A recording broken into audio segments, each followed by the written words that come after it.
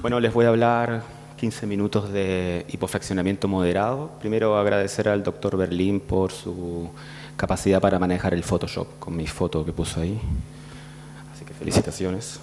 A ver, un poco para resumir de lo que voy a hablar, es bien simple. Y la idea aquí es que el mensaje sea todo lo claro posible y ojalá los convenza de la aplicación de esto que voy a comentarles.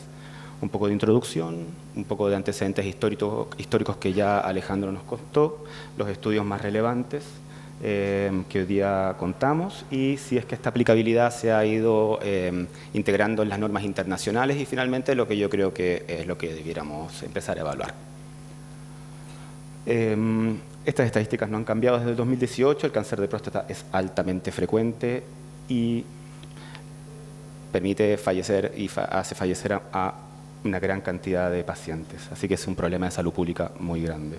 No solo eso, sino que con el envejecimiento de la población, y que sabemos que es uno de los factores de riesgo más importantes, este problema va a ir solo en aumento, porque vamos a hacer más.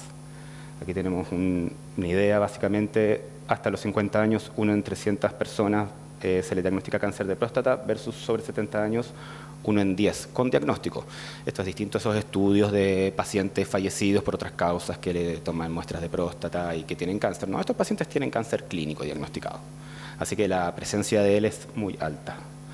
Esta es una publicación del año 2009, pero vemos que ya en esa oportunidad la gran proporción de los pacientes se diagnosticaban en etapa curativa y por lo tanto el consumo de recursos de esta enfermedad es tremendo.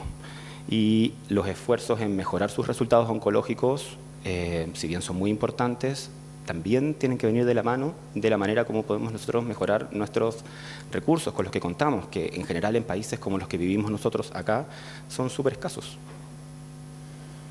Así que a título como de introducción, algunos detalles de cómo nosotros los radioterapeutas vemos el manejo actual. Tenemos aquí los pacientes con enfermedad localizada enfermedad localizada y de bajo riesgo. Como bien decía Alejandro, tenemos 3 alternativas que no están como categorizadas cuál es mejor que la otra porque hay mucho por descubrir. El seguimiento, más allá de las preferencias personales, por supuesto, el seguimiento activo, la radioterapia externa o por braqui y las alternativas quirúrgicas. Ejemplificar el mismo estudio, porque es la verdad que uno de los estudios más importantes de los últimos tiempos, el estudio PROTECT, que en estas 3 ramas, con 500 pacientes cada uno, a los 10 años, en todas estaba el 99% vivo por cáncer de próstata. O sea, solo un 1% de muerte por cáncer de próstata a 10 años de seguimiento. Y eso hace que cualquier alternativa que uno ocupe, en realidad se vea muy efectiva, porque si hasta el seguimiento tiene al 99% de los pacientes vivos por cáncer de próstata, es porque es muy difícil captar diferencias. Y por eso no las conocemos. Para ya enfermedad localizada de un riesgo intermedio se integra por lo menos a la radioterapia, la hormonoterapia, la tenemos acá, y eso es porque, igual que mostraron en presentaciones anteriores, ha sido consistente en la demostración de un aumento en la sobrevida global.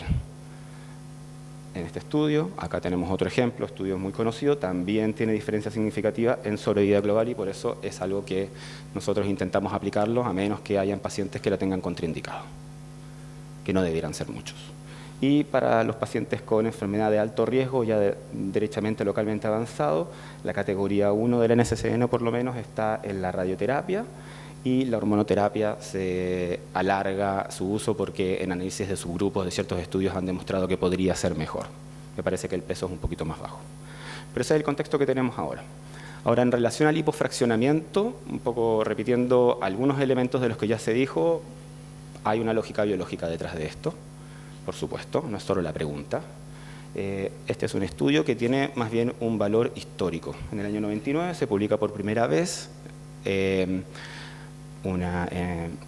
datos clínicos que evidencian que el cáncer de próstata se comporta diferente a muchos de los otros cánceres que nosotros estamos tratando.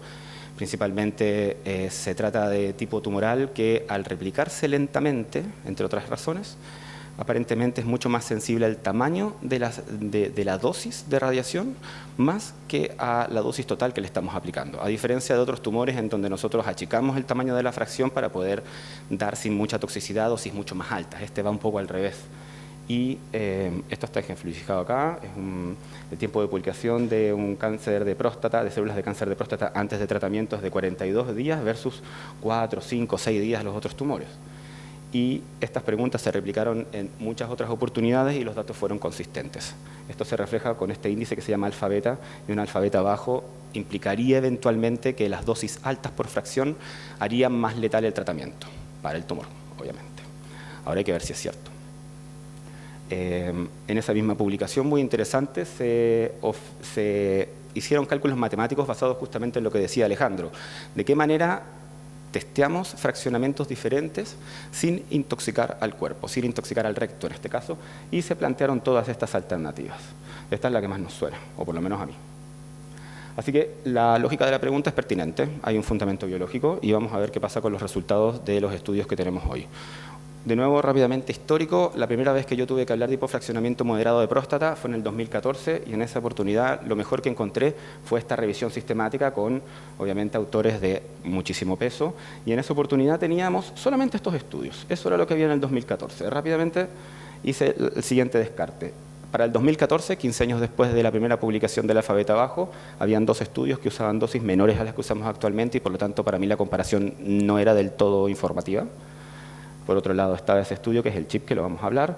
Está el estudio de abajo, que también es un estudio de la implicancia del hipofraccionamiento, pero en esa oportunidad solamente había sido una presentación al astro y todavía no se actualiza. Así que la última presentación fue hace 5 años. Así que tampoco tiene datos que sean muy relevantes en la actualidad para mí. Este otro estudio es un estudio que también testea el hipofraccionamiento, pero su outcome es la toxicidad, tiene pocos pacientes, me parece que no es del todo relevante para hacer un cambio de conducta. Y por último, este último estudio, que es un estudio de superioridad, como era algo que podía haberse planteado, porque se suponía que era mejor usar dosis más grandes, al momento de testearlo no demostró superioridad y por lo tanto en esta oportunidad hasta el 2014, 15 años después, solamente contábamos con esto. El tiempo pasa y aparecen los nuevos estudios que son los que yo creo que cambiaron la conducta. Ahora, como todos van más o menos de lo mismo, lo que hice, vamos a describirlos a cada uno, de la parte metodológica, y después hablar de las efectividades de todos juntos y de las toxicidades de todos juntos para ver si hay algún resultado que sea consistente. Así que el estudio RTOG 0415, todos son estudios de no inferioridad, entre paréntesis, es un estudio concentrado en pacientes de bajo riesgo, en donde no se usó hormonoterapia y se fraccionó a tratamiento de 8 semanas con fracciones de 1.8 Gray, versus 6 semanas más o menos en tratamientos de 2.5 Gray. La mayoría fue con intensidad modulada y todos usaron radioterapia guiada por imágenes. La intención de tratamiento fue solo a la próstata. El estudio CHIP, que también es de no inferioridad, tiene un criterio de inclusión un poco más laxo y permitió entrar pacientes de bajo, intermedio y alto riesgo, obvio que se concentra todo acá. Todos ellos prácticamente usaron hormonoterapia y se fraccionó 8 semanas con fracciones de 2 versus 2 alternativas con fracciones de 3, ocupando distintas teorías de alfa-beta. Al tiro les digo que esta rama no resultó, así que no me voy a concentrar para nada en esta, sino que en esta versus esta. Y los pacientes dicen que está reportado 100% IMRT, pero decía que 58% era por planificación directa, no me quedó bien claro eso, y 50% no usaron guiado por imágenes, 20% no respondió. La intención de tratamiento va hacia la próstata más, menos vesículas seminales según el nivel de riesgo. Y por último el estudio PROFIT, que también es de no inferioridad, está concentrado en pacientes de alto riesgo, prácticamente nadie usó hormonoterapia y creo que es así porque la verdad que al principio me costó entender esa parte. La radioterapia fueron 2 Gray versus 3 Gray, 8 semanas versus 4 semanas. Se usaron ambas técnicas, 100% IGRT y mismos volúmenes. Así que esos son los 3 estudios principales. ¿Y cómo se distribuyeron sus resultados? Primero, ¿qué pasó con la efectividad del tratamiento hipofraccionado moderado? En riesgo bajo primero. Estos son pacientes que se concentraron en el estudio RTOG 0415 y para no darle mucha más vuelta en el asunto, todos los outcomes que se estudiaron resultaron ser no inferiores. Eso significa que por lo menos no es peor, así de simple. Sobrevida de la enfermedad, bioquímica y sobrevida global. Las curvas son bastante elocuentes de ambas alternativas y esto está concentrado en pacientes de bajo riesgo. En el estudio CHIP tenían una proporción baja de pacientes de bajo riesgo. Aquí está el forest plot que muestra que hay un gran intervalo de confianza porque son pocos pacientes y sin embargo uno ve una curva, esta es la curva de la rama que no se pudo descartar la no inferioridad y por lo tanto no la podemos ocupar, pero en la rama de 60 Gray sí se confirmó la no inferioridad y vean cómo las sobrevidas libres de falla bioquímica son altísimas. Así que para riesgo bajo, el hipofraccionamiento moderado por lo menos se considera hoy día, para mí por lo menos, no inferior. Para el riesgo intermedio tenemos un poco más de datos. El chip tiene concentrado la mayoría de sus pacientes ahí. Ahí está. Por supuesto, en el forest plot se concentra mucho más el estimador puntual con un intervalo de confianza más bajo. Y ahí están las curvas, como vemos, que nuevamente están todas superpuestas. El estudio Profit mostró lo mismo, para dar en el fondo la misma información. Aquí está la residual libre de falla bioquímica, que vemos que se está acabando la batería. Vemos que es idéntico en ambas ramas. Así que es no inferior, ese es el resultado que se puede inferir de acá. Así que para riesgo medio, el CHIP y el PROFIT muestran consistentemente que no es peor hacer un tratamiento de 4 semanas versus 8 semanas en la efectividad. Y para riesgo alto, donde menos hay pacientes por el momento, tenemos esta proporción de pacientes del estudio CHIP y nada más, con su estimador puntual y su gran intervalo de confianza, por supuesto. Pero, sin embargo, uno mira las dos curvas, porque esta es la que se descartó. Con el paso del tiempo, probablemente no veamos grandes diferencias en este grupo de pacientes. Así que tanto para riesgo bajo e intermedio, creo que la evidencia en este momento se está poniendo más robusta. Para riesgo alto todavía falta. Y sobre la toxicidad, aquí los vemos todos juntos. ¿Qué pasa con la toxicidad aguda? El estudio RTOG 0415 demostró que tanto en el dominio intestinal como urológico, las toxicidades no son diferentes en agudo. Más aún, las toxicidades severas son tremendamente inhabituales. El estudio CHIP es un poquito más específico en ese sentido. A mí me agotó leer la parte de toxicidad, para ser sincero, pero básicamente se resume en lo siguiente. En la parte digestiva, la rama hipofraccionada, solo en lo leve a moderado, tiene un pic precoz y un poquito más alto que en la rama normofraccionada, pero al paso de los meses todo se normaliza.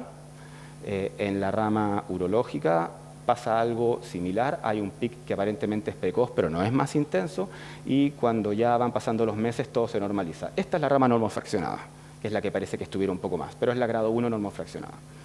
Se consideran equivalentes. Para el estudio PROFIT, en tanto genitourinario como gastrointestinal, en todas sus intensidades, las toxicidades fueron equivalentes. Así que, para mí, la toxicidad aguda en este tratamiento de mitad de tiempo es equivalente. Y para la toxicidad crónica hay un poco de diferencia acá. Lo que se ve es en el RTOG que hay diferencia en la toxicidad gastrointestinal y genitourinaria, pero en el dominio moderado. En el dominio severo, la verdad que no hay diferencias significativas. El estudio CHIP, que nuevamente describe muy detalladamente la toxicidad crónica, en este caso la toxicidad intestinal es equivalente en todos los tiempos y en todas las intensidades, y la genitourinaria lo mismo, con una cantidad de toxicidad que es realmente súper baja. Y por último, el estudio PROFIT muestra, al igual que con la toxicidad aguda, de que no hay diferencias significativas en ninguno de los dos dominios. Así que, en general, podemos decir que las toxicidades agudas y crónicas de este tratamiento, que dura la mitad, son equivalentes. Entonces, si esto es así, y han pasado varios años, ¿qué van diciendo algunas guías seleccionadas? Bueno, la guía NCCN de este año lo diseña como un tratamiento que es aplicable. Aquí tenemos esto que estábamos hablando. Aquí tenemos la guía de la Sociedad Americana de Urología, ASTRO y la Sociedad de Urooncología, que lo plantean como una alternativa considerable porque los beneficios superan los riesgos y los argumentos, porque los beneficios, si bien no son muy potentes, sí se puede aplicar para la mayoría de los pacientes. Así que también lo integran. Este es el Colegio de Radioterapeutas de Inglaterra, que ya para el 2017, digamos, lo tenían integrado como categoría A de recomendación, y su contraparte ministerial del mismo país, que estaba haciendo como normas para la aplicación de radioterapia en Inglaterra, lo asumen parecido. ¿Qué es lo que se decía? De que hay suficiente evidencia para aplicarlo. Así que no es algo como que se le ocurra a uno acá. Así que sí, se aplica, y por lo tanto las conclusiones, porque yo creo que sí el hipofraccionamiento moderado en estos escenarios. Primero, porque no es menos efectiva.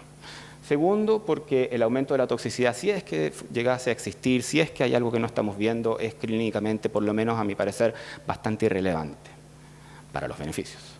va a traer menos costos para todos los participantes hacer un tratamiento más corto. Nosotros estamos permanentemente en contacto con pacientes que tienen que moverse de sus ciudades, que tienen que arrendar lugares para vivir, que se suben a la locomoción colectiva. También tenemos centros que están completamente colapsados de tratamiento y estamos tratándolos en el doble de tiempo y teniendo todos estos argumentos de contraparte. Obviamente, si tratamos hipofraccionado vamos a poder tratar más con las mismas máquinas al mismo tiempo, pero es súper importante. Esto es parte de una discusión mucho más grande, pero en general yo creo que uno tiene que intentar usar la mejor tecnología disponible para esto. Si es intensidad modulada, bien. Si es GRT, ojalá, ideal. Pero no me parece que sea todo restricto a eso, y más cuando hay tantas necesidades en países como estos de aumentar nuestra capacidad de entrega de tratamientos. De todas formas, si es que uno quiere hacerlo, y yo espero que todos quieran con el paso del tiempo, hay que usar la mejor tecnología y hay que ser bien estrictos los protocolos, porque en esto obviamente conocemos su equivalencia, conocemos su toxicidad. Si nos basamos en lo que se hace acá, si empezamos a inventar y empezamos a sacar como conclusiones personales y todo, puede que los resultados sean diferentes a los que estamos viendo acá.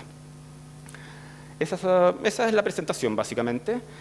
Tengo 2 diapositivas más, si puede ser, solo un segundo, porque como sé que ustedes varios van a ver esto, dentro de las búsquedas que estaba haciendo, encontré algo que lo encontré realmente súper útil, y es lo que han hecho los australianos en su sociedad de radioterapia, y aquí se los dejo para que lo vean. Hicieron esta página que se llama ABQ, que tiene todo lo que tenemos que necesitar para salir de una duda puntual en un momento puntual. Ejemplo.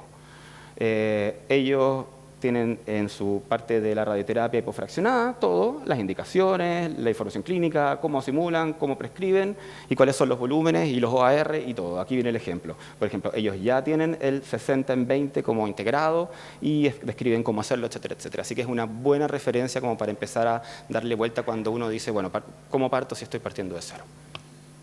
Eso.